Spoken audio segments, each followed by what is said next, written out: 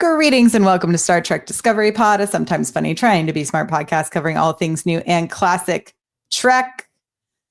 Don't fall for those love crystals. I'm your Captain Myrriah Gossett. That was a lot of effort there. I forgot to think of something. I am Paul Fentor Sitacha. And I am another person on this podcast. Yes. Welcome. Clyde is on an away mission. I'm sure we'll hear all about his adventures when he gets back, but he sends his regards to everyone hanging out with us tonight and those listening. We are discussing and continuing our series on the animated series tonight with episodes 9 and 10, Once Upon a Planet, as well as Mud's Passion. But before we dive into those episodes, just a couple of reminders. If you're hanging out with us live tonight and you want us to answer a question or comment on something in the chat, you can use capital P, capital O, capital D, capital pod in the chat, and we will take a look at that. You can also find links to the show, how to support us, how to get merch, all that kind of stuff in the show notes via Apple, Spotify, YouTube, and more. And Paul, where can people find if they want to hang out with us over in the Slack? Where should people go? They should go to StarTrekPod.co and please subscribe to us on Apple, Spotify, or YouTube. All links are at that StarTrekPod.co. And please consider joining our Patreon to get access to our Slack community. Indeed. There's watch-alongs happening all the time. People are watching the animated series with us. And I think, it's a good time. We're sharing the memes. We're talking about the trailers. Did you finally get to talk to did you finally get to watch the trailer? That's my life, actually. Wow. I wind up watching TV or the internets, and I see the trailer, and I just have a long conversation. It was like a 4-hour conversation. I feel like I did most of the talking, but it was happy to see me. Yeah. Did you finally watch the trailer for Strange New Worlds? I saw this trailer, and I'm not gonna lie, that trailer is hot. It looks great, and honestly, I think has some ties into one of the at least Once Upon a Planet this evening. It looks like we're gonna get some fun, silly outfits of different times and dimensions going on this season, which I'm all for. I saw the is it the sneak peek or whatever where the 3 turn to Vulcans kind of thing. Yeah. And I was going, oh, I don't know if I'm loving that. Mm-hmm. But the trailer, I was going, oh my God, there's going to be so much stuff. Yeah. So much. It looks exciting. I'm stoked for this summer where we're going to get to watch that and chit chat about it. And really excited.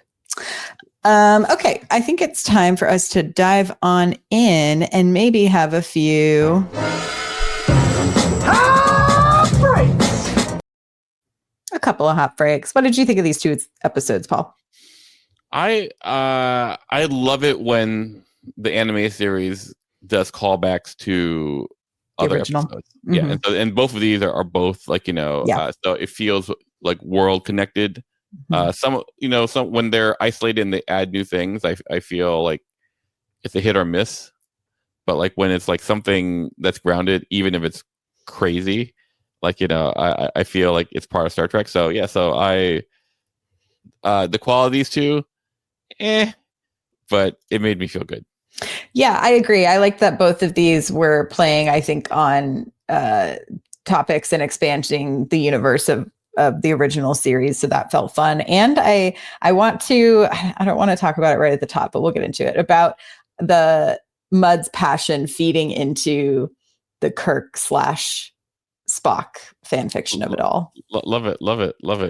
But we'll start with Once Upon a Planet. If you did not watch the episode, it's the Enterprise crew goes to an amusement park type planet. It's giving very early Ryza vibes, but this time it's run by robots who put things together for you for an experience. Did you ever see the original episode? I think I have watched it at some point, but it's been a minute. Yeah, no, it is. What was I gonna say? It's a B level episode. Yeah. Basically people go to planet, weird things start happening, and then McCoy gets killed. But then brought back to life. And so shore leave, exactly. And it's fine. It winds up like becoming outdated really quickly when you go to holodecks, right? Mm-hmm. Like, like this whole planet, there's all this manufacturing stuff. So like now it's run by like, ChatGPT. It's not cool. It's not cool. Mind reading ChatGPT, if you That's will. right. That's right. I feel like last week we were talking a lot about how these episodes reminded at least me of those like 80s and early 90s like weird made for TV movies that are like a little too dark for children but were somehow made for children, specifically the Alice in Wonderland movie. And I loved that the first references to Alice in Wonderland upon landing on this planet. So I was excited to see that, but I like that we finally got yet another, at least slightly more Uhura focused episode where, she's the one trying to essentially outsmart and figure out how to get around the supercomputer, which is another, I think, fun early setup for that trope to continue throughout Trek of like the supercomputer who's like overtaken and gone crazy. Yeah. What if you were to land on the amusement park planet? What would you want to imagine? Like, I'm a really like I give this, I give this. I don't want to say test all the time, but I ask people like, are you a food, sex, sleep person? Like, you can, and I'm a food person, so I sort of feel like I just be eating a lot. It would just be like a never-ending, like really great Michelin star meal. Yeah, that's right. Like you're like, it's time for lunch. Oh, it's time for breakfast. Blah blah blah. Yeah. Like if I like, you could say like, oh, I would be an emperor, or I could be like, I'd have this big house or blah. But like, let's face it. Like, I remember going to Japan one time, my first time actually, to visit a friend, and all I did was play video games in his house at night and sleep during the day. I could have just hung out. I could have done so much stuff in Japan, and I just spent a week just doing the things that I couldn't do at home. But you went out to eat at amazing places, right? I did go out to eat at amazing places. Yeah.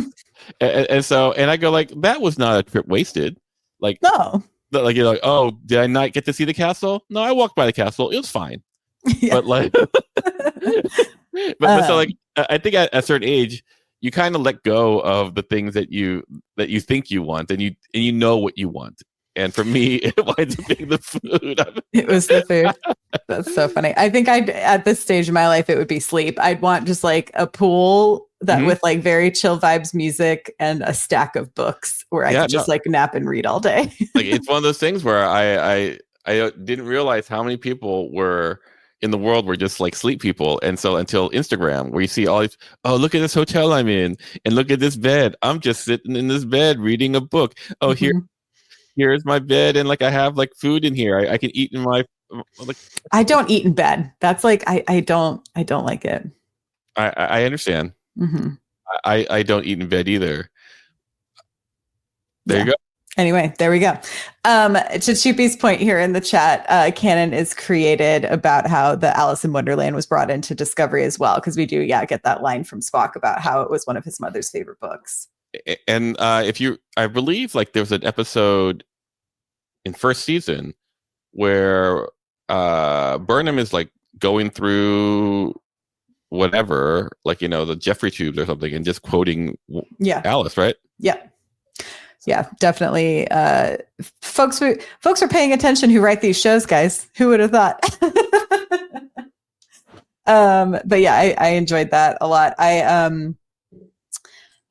What did you think about how the computer sort of related to the idea of, I also thought this episode was an interesting comment almost on like the capitalism of technology and like when things become like having lives of their own. I think interestingly right now too, as we're on the precipice of like all these AI tools and things, of like, how do you treat these digital assistants, and like how the computer essentially was like, oh, once someone, like, I have just been a servant to you for this long, so now you must also go, kind of vibes.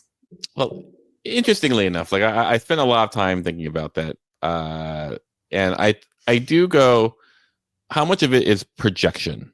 Mm-hmm. Like, do we project upon our, like, oh, I have a problem with hierarchy, therefore the computer will eventually have problems with hierarchy, as opposed to someone who goes like, oh, well, here's this thing, like I was at a friend's house today, and they have a dog, and mm-hmm.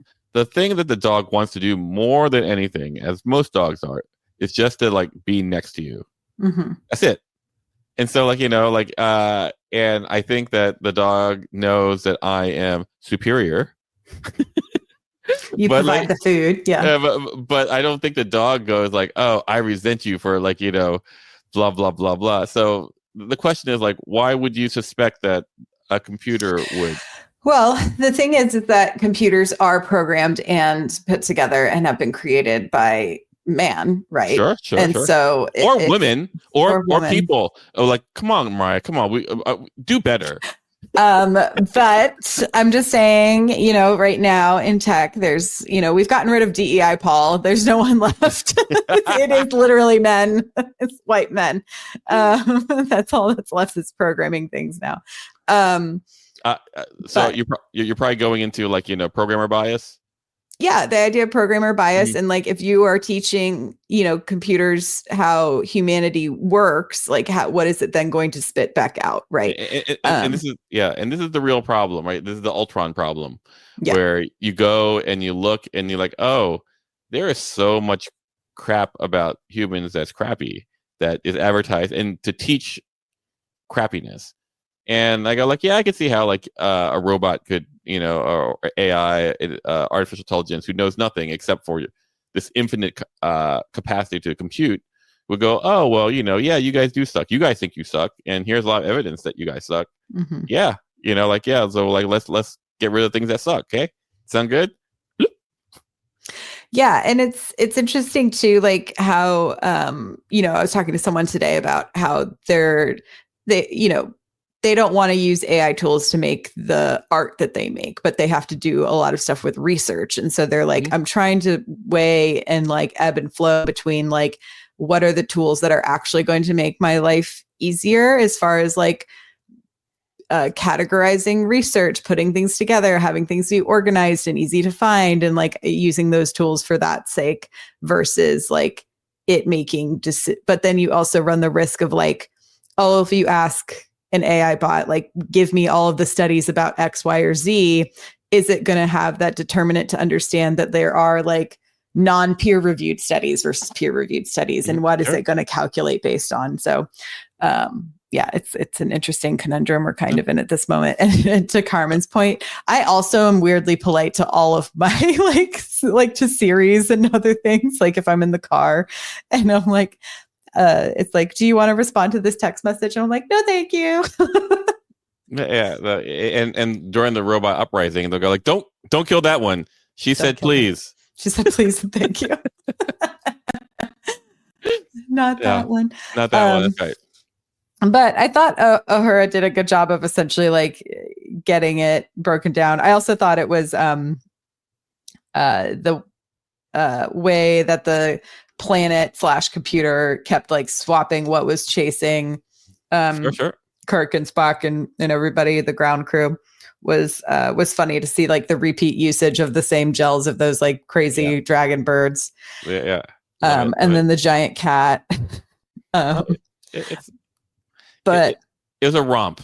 It was a romp. Right? Yeah, it was a fun romp. Yeah, I think it's the right word. It is also interesting, I think, and I wanted to pose to you: is this like one of the first times we've seen where it's essentially like, oh, you think it and it becomes your enemy, a la like Ghostbusters, which comes, about a decade later.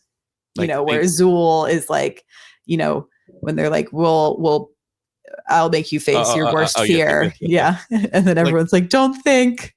I couldn't help it. I think like where I first, like the oldest example of this would be a movie called Forbidden Planet, where like a bunch of people go to a planet and there's this ancient civilization that's completely wiped out, and there's one like brain enhancing device that kills a bunch of people, but one guy doesn't die, and now he's super smart. And it turns out that what the society had done was create something like this computer where it can read your mind, and then it can make what you want. But the problem is, like, they there's a dark side to everyone's personality, and in one night, like people went to sleep and created monsters and killed the whole society. So I think there's a long tradition about like people are monsters. Yeah. It's a really Leslie Nielsen movie too. He's so young. Look at that little baby face. I forgot that was Leslie Nielsen. Yeah, you're right. That's interesting that it's given a story by William Shakespeare, and then Alan Adler is the writer. It's supposed to be The Tempest. Oh, okay. I don't remember The Tempest being that way. Did The Tempest take place on a different planet? No. It's interesting. Violent storm. Anyway, now I'm like, I'll have to reread The Tempest. Interesting. Oh, they just redid The Tempest with Helen Mirren as well. Anyway, we love redoing Shakespeare. My favorite Shakespeare adaptation, though, I still think is 10 Things I Hate About You, as well as Clueless. Those are my top two. I see. I think mine is Gibson's, Hamlet. Mm-hmm. I haven't seen, I heard, I should have seen Macbeth. I didn't see Macbeth with Fassbender. Yeah. That looked amazing, but like I just never gave it the time because, it's Shakespeare and like it's always a bit of a work. Yeah, you gotta have some work. I'm obsessed though. This is such a side tangent. There's these videos on TikTok. Are you talking about food? No, about Shakespeare. It's like Shakespeare, but with Appalachian accents. Oh, I love it. And it's really compelling. And I was like, oh, like the slowed down dialogue and like kind of the actors who are doing it are also doing a good job of like acting the scenes. But it was one of those times when I was like, oh, why did they make us read Shakespeare in school? Like we should have just fully been watching it because it's so much easier to understand. Sure. Yeah. Anyway, side tangent. Okay. So Mudd's passion. I feel like every Harry Mudd episode is always again like a fun romp. But what was your kind of like key takeaway? And for those who didn't watch the episode, essentially, they go down to arrest Harry Mudd, who's of course swindling and trying to sell these quote unquote fake love crystals that he has stolen from somebody, of course, and he needs to be under arrest. And he's like, oh, well, I'm on a planet where you can't arrest me. And then they essentially reveal that it's a fake. And then on the ship, the love crystals cause everyone to be really horny for each other. Like, I feel that as I've gotten older, I go, oh, Mudd's a pimp. Yeah, he's always trying to get people to hook up. He's a drug dealer / pimp, so the first time you see him is like when he's basically trying to hook up those girls, i.e. selling those girls to those lithium miners. Second thing is like he has a bunch of robots, which he turns into sex robots, basically. Yeah, and then this one's about him selling roofies. I go like the only Harry Mudd, bit that I found not objectionable is on Discovery. Yeah.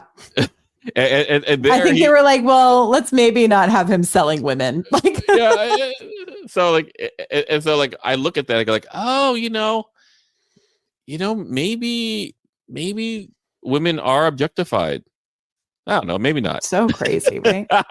Commodified. That's modified, right. Objectified, all of the afides. But I go like, it is a really interesting look into what 70. This is 73, like well, what's kids also show. It's a kids show, and you go like, oh, it's sort of bad to drug someone to make him like you, but not so bad that we won't show it to you. There you go. We'll let you believe, kids, that you too can give someone a little something in their drink and get what you want. It's okay to maybe it's okay if you do it to a boy. Maybe that's what I don't know, but it was so wild. The other thing that was so apparent too. So Nichelle Nichols is the only woman who does voices on the show besides Chapel, and so it the other communication officer, the cat girl, Catilla, she. The weird little purrs were so funny to me. Oh, it's like that's the prototype for Avatar. And then the other thing that made me laugh was when I think it's when Bones is talking to that other woman's person and sitting on his lap. Sitting on his lap, she doesn't say a word. She has no lines. It's just facial reactions. It's so so I do think that societally, maybe we've outgrown narrative love potioning. Maybe. I mean, it was in Harry Potter for a bit. I can't think of another love potion that, it just seems so. Yeah, I mean, there's lots of that subplot, I think, in I Dream of Jeannie, Sabrina the Teenage Witch, a lot of that kind of stuff. But can you think of anything in the last decade that has a love potion aspect to it? The Craft. I guess it's probably more than a decade at this point. Yeah. But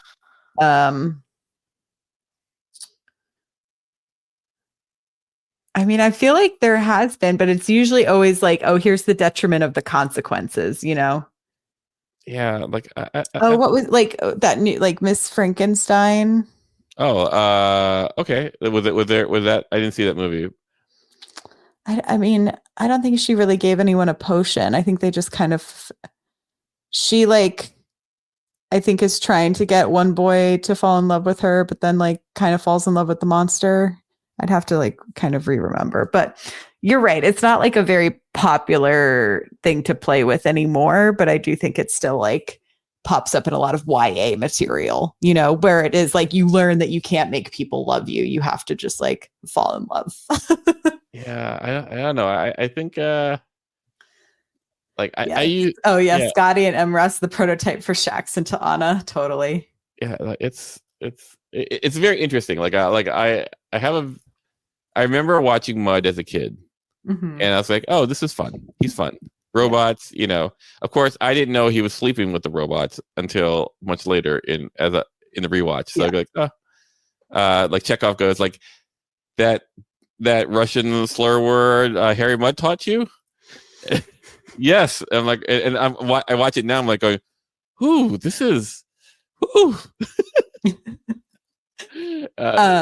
The other thing, so we should dig into this now, but the way Kirk is jealous of Chapel in this episode it was the moment where I finally kind of perked up in the episode, because I was I was watching it, but I was yeah, Harry Mudd, classic Harry Mudd, and then I was oh, this to me feels so I went down the deep history of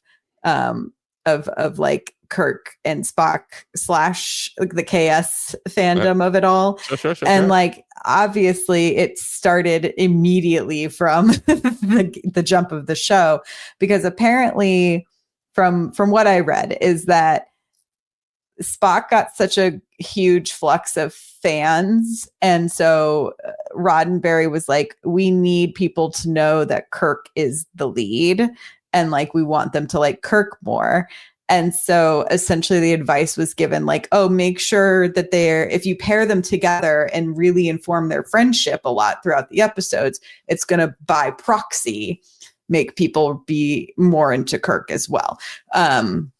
Which worked, but it also created this interesting on-screen we'll say red sexual tension between the two characters. It's what you call it. It's Xena, right? Oh yeah, Xena Warrior Princess, absolutely. But those characters do, I think, eventually kiss. Do they? I think it could just be my fake memory of that. Yeah, I think Xena and Gabrielle kiss. It might have been in a dream sequence. Do you know what I mean? Sure. No. Yeah, they share a kiss in the quest.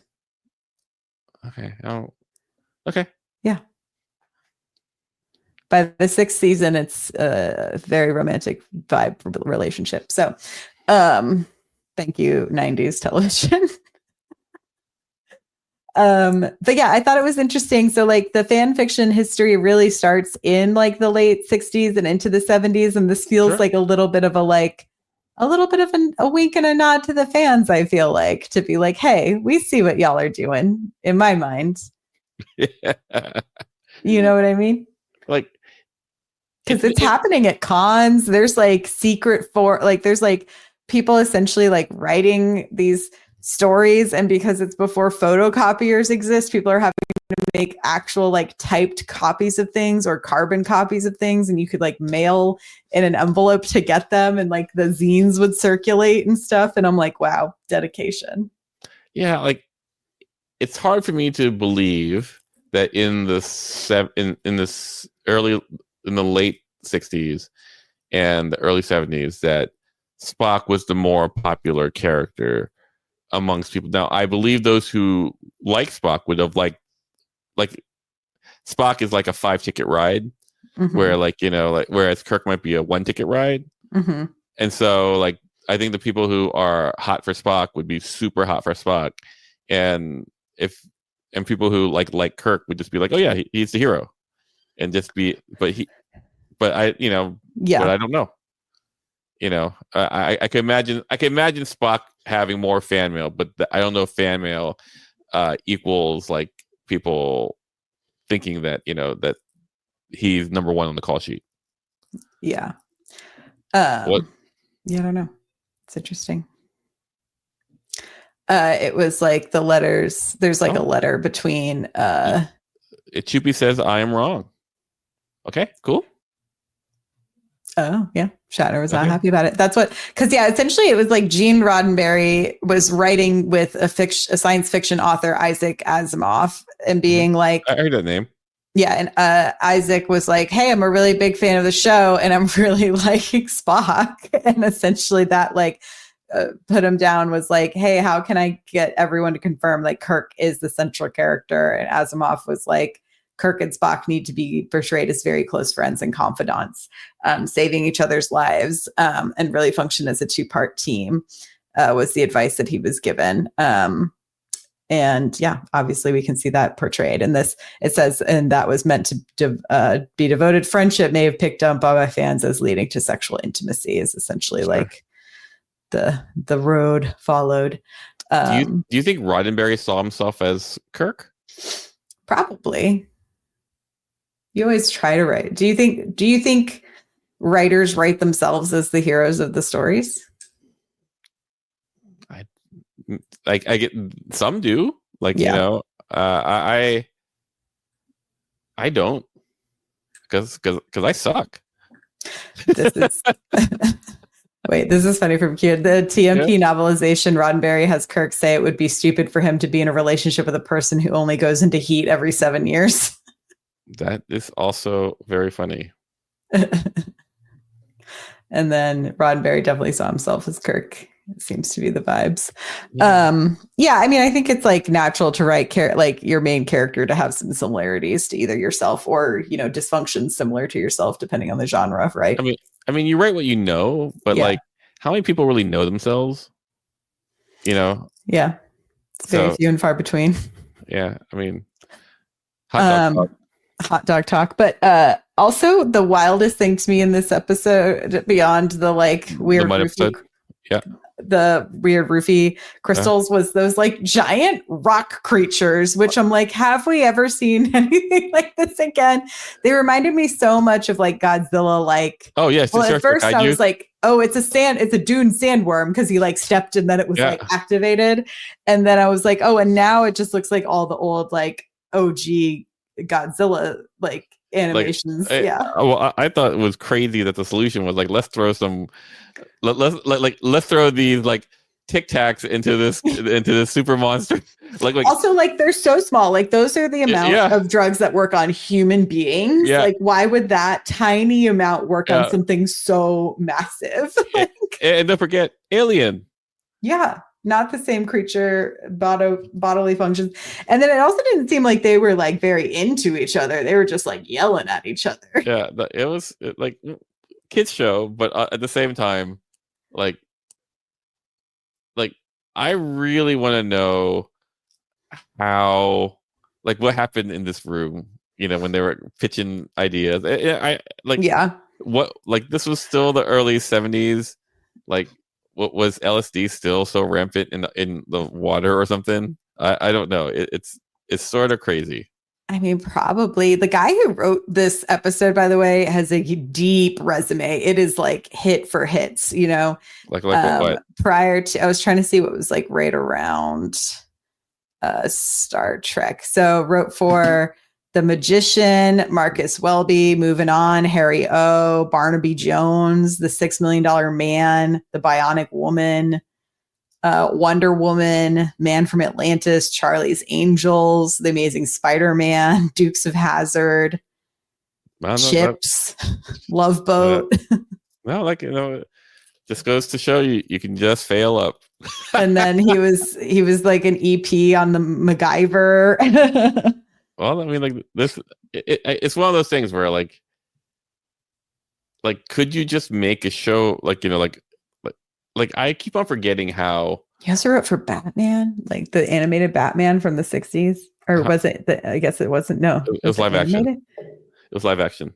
Yeah, the live action Batman. Like, bam, pow. Like, it just reminds me of what a small town was and how, you just pick people you knew. Yeah. Like, I watch all these shows. So obviously this guy has talent. What's his name? What's the guy's name? Oh, the writer, Stephen Candle. Yeah. Like it's just, but like the idea, like my neighbor used to write He-Man, the cartoon He-Man. Right. Yeah. And so, and like the stories that he used to tell, but like it was one of those things where you're like, the metric was not very high, because if you were watching He-Man, it does not hold up. Oh my gosh, this is so wild. So this writer, in his retirement at age 93, he authored a book called The Lion King, A Tyrannical Tale of Tawdry Trumpery, and it was a semi-satirical critique of Donald Trump's numerous shortcomings. So he was like, even to the end, he's like, oh, I shall use the pen like as my form of protest. Yeah. But yeah, I mean, it's wild, like how our tastes have definitely evolved and changed too. I think as like a culture, because like the other night I was at a friend's house and we put on. Do you remember Lifestyles of the Rich and the Famous? I do. I don't think it's The Rich and the Famous, or like Rich and Famous, right? Lifestyles of the Rich and Famous, of the Rich and Famous. Is there another line there? I don't remember. Yeah, Robin Leach. It's insane. the pacing and the weird cheesy writing of the show, and like how popular it was. And I was like, oh, it speaks to such a like interesting evolvement of like, oh, people really thought like, oh, I'm gonna watch how these quote unquote like successful business people and like celebrities get to these like crazy high places in the world. It's also like so cursed because half of them are like, and next at the party is Harvey Weinstein. It's like, it's so bad. Or like O.J. Simpson. It's like, you're just like, oh no. But this idea of like, it all made it seem attainable. Do you know what I mean? Is that what you think? Like, you're like, because I feel like I think it was aspirational, but like people, I think it started this path, I think, similar to where we are kind of now, of like, people don't realize they're so much closer to being like unhoused than they are to ever being a millionaire. And it's this idea of like aspiration, like proximity via aspiration to wealth. Yeah. I get you. Like, like, I don't know. I remember back in those days, like you see, like, here, this person does this, and you go like, oh, here's here's this person who did well and now they have a yacht in the Bahamas. Mm-hmm. And now like social media is pumping you all the time with like, oh, all you have to do is X, Y, or Z, Mm-hmm. and you should be driving a Ferrari, like, at the age of 12. And, and I feel that there's always been this sense of, I could do better. I feel like something has changed. It might have started in the 80s. I don't know. I usually blame everything on Reagan. Okay, but the idea of like, oh, I'm entitled to that, as opposed to like I can work and achieve it. I think, like I at one time I wanted a yacht, but soon after you've been on a yacht, you go, you're like, this sucks. I just kind of want to pay my bills. I just want to eat, like it's just like, it's all just status, right? So, and so one day, if I can just figure out the formula, the Harry Mudd formula, I too can have all that status. You can have all that status. You too can sell love crystals. Like 2000 year 20, what year are they in? 22 somethings? 22 something roofies, super roofies. Super roofies. So no. That you can also somehow like, it's funny to me, like the rules of the crystals kept changing of how they were absorbed. It was like, oh, you touch them and then you have to touch the person you want. And then Harry was like, oh, just kidding. I'm going to just like put this through the vent system so everyone's affected. Like, I don't think Harry knew. I don't think like that's what you get for like going to an alien planet, grabbing some like love medicine and just like, let's just throw this to the wind. It's so in some ways embarrassing now looking at it. I do appreciate that Harry Mudd at least is not a villain who's willing to sacrifice his life for something dumb, because I feel like that's often the case with like villainous characters where they're like, oh no, this is now worth like so much money, you can't do this thing even though it would be the thing that would save my life, whereas he was like, oh, actually you're right, I want to at least get out of here. Like he knows the value of like his hide. Of his hide, which I think is like makes him a smarter villain in my mind, and a fun villain. Wait, villain? Yeah. No, he's aspirational. Is he? Some people call me the space pimp. He's what was I gonna say? I've lost it. It's fine. He's kind of that like, I don't know, the silly, goofy, very like the Jesse Pinkman of space. Sure. That's perfect. That's mud. No notes. That's exactly space Jesse Pinkman. Space Jesse Pinkman. So long for the ride. I will say that one of the things that they did perfectly in the animation was his mustache. Oh, the mustache is so good. I was like, oh, this is like, you look at that character and that character, and that character doesn't bathe regularly. He's just, everything's a little greasy. Like how do you make someone look greasy like on television? And I go like, that mustache. That was the mustache. Answer. That's how you do it. I couldn't believe that Chapel was so willing to just like go along with the plan. Yeah, no, like Chapel's a little rapey. Good to know. I was like, oh no, what is happening? Yeah, y'all have unresolved tension that we're going to see a lot of in this next few episodes of Strange New Worlds this summer. But like he's the ex, like the ex, the one that got away. But once again, like it's of the time, right? Like I think that you watch it of that time, and you go like, oh yeah, that's nothing wrong with that, and that's it. It's just so interesting. Like I remember, watching Saturday Night Fever. Do you know? And then like I didn't watch it till like as an adult, and like there's like a casual rape scene in there. There's a lot in that era, and then you're like going, oh, that's rough. And then John Travolta's like, and now you got what you wanted. And I was like, oh no. And I was like, and you can be angry about it, and you can be like disgusted, but like it was what it was at the time, and so like morals shift and stuff like that. So like just watching this, it's like, oh, like I don't think I'm so like, so super progressive or whatever, but I go like, oh, like the needle has changed, in society, which is what it should do. Like, or we can go back. I know you're a big roofie person, so Major. That's a joke, everyone. For those who don't. There's some interesting fodder here of like, how gross would it have been if Scotty had used the love potion on Uhura? I do think it was interesting, like the idea of the gender swap, right? And then but Spock being all like, my Christine, and literally thirsty over her. Pretty racy for Saturday morning.